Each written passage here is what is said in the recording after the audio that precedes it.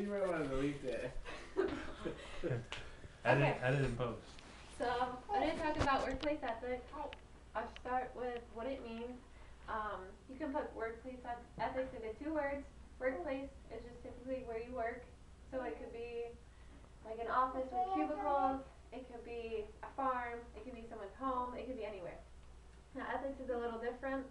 There's many ways you could describe ethics. I like to describe it as what is right and what's wrong. It's what humans are supposed to do. So what's going on? Times are changing, so ethics are becoming a common concern. There's many, when you go and start a job, you have to sign many papers saying like that you'll be a good employee, you'll be ethical, and all those policies and rules and regulations.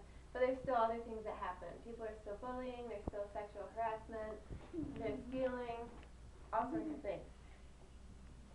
So who does it affect? Most people think it just affects our employers because if you steal, they'll take their money and that's that. But it doesn't. It affects more than that. It affects your self-image, it affects your coworkers, and also affects your employer.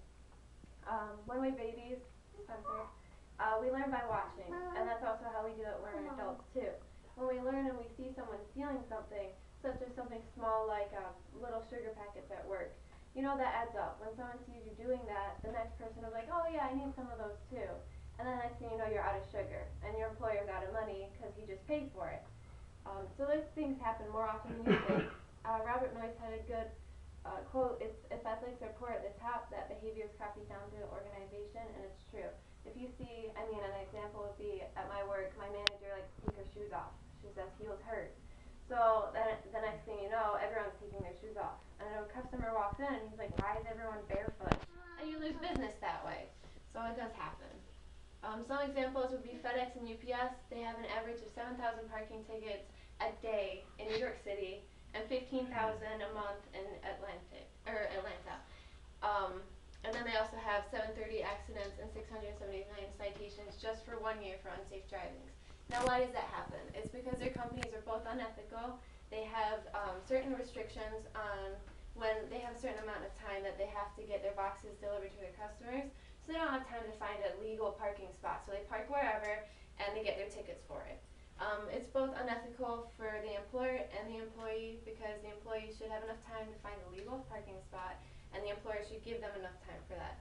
A UPS spokesman said, if we have a 2 double park, then we will. That's the cost of doing business. So you can see how unethical they are.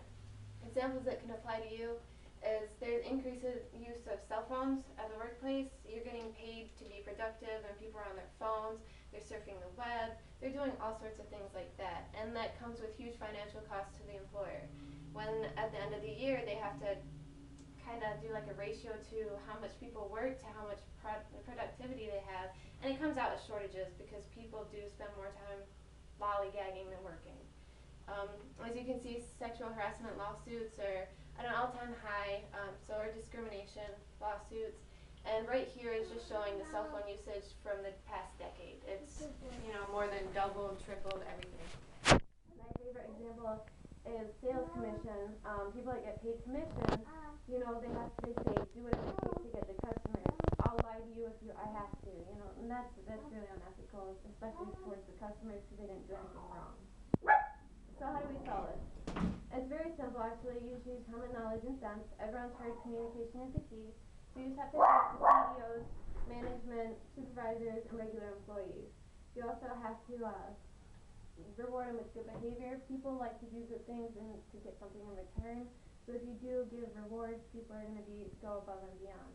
Now, you won't get rewarded if you just don't steal from the company. That's kind of given. You're not supposed to. But if you give something above and beyond, you should be rewarded. So what types of rewards would you get? It could just be a pat on the back and then maybe a future promotion. Or it could just be something like when I got at work, a little sticky note that says, we appreciate you. Those types of things happen. So thank you for listening.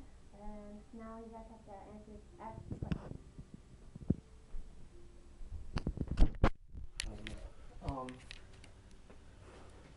Those statistics from UPS and all that stuff, where'd you get that from? Is that all public record or? Yep, if you could see, it says the source down here is New York Department of Finance. Okay, I see that. And that was back in 2011. Okay, So. so it's probably much higher now. Definitely, especially with the increase of like the fees and stuff. Even if it's $1, 7,000 parking tickets a day. That's a lot. Throughout your studies, are companies trying to do any type of incentives to get people to stop using their phones at all during work? What can they possibly do to stop that? There's not really much you can do, especially with all like the apps going on. But like I said, I mean, they can maybe do a policy where, I don't know, you have to shut your phone off or something. I haven't seen anything where they're trying to stop that, but I know that's a growing issue. At my work, they said that you could get fired if you're caught on your phone by anybody on the floors, or if they get reported. That's a good one. We had to sign a thing saying that we understand this Yeah. policy. So we Okay. had to do an Airmark too.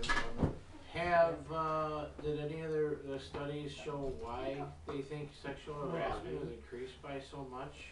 They say cell phone usage because there's so many apps that you can talk to people and Dating sites and yep. stuff? And people also like to use their cell phones to just communicate, and they go outside of work, which leads to a lot more. So it's actually a double-edged sword. Yeah.